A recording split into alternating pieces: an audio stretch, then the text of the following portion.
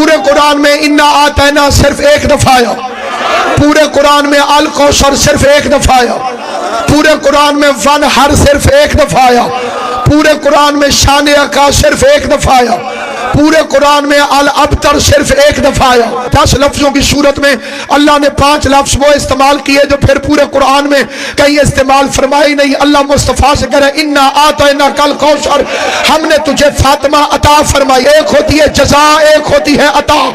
बराबर के बदले को जजा कहते हैं, हक से किसी को कम दो तो उसे जुल्म कहते हैं, किसी के हक से उसे ज्यादा अता करो तो उसे अता कहते हैं। कुरान मुस्तफ़ा के लिए जजा है, नबूवत मुस्तफ़ा के लिए जजा है, फातिमा मुस्तफ़ा के लिए अता है। यही वजह है नबूवत मिली, मोहम्मद बैठा रहा, कुरान पूरा का पूरा उतर गया, रसूल खड़ा नहीं हुआ। लेकिन जब फातिमा आती थी तो मोहम्मद उठ कर खड़ा।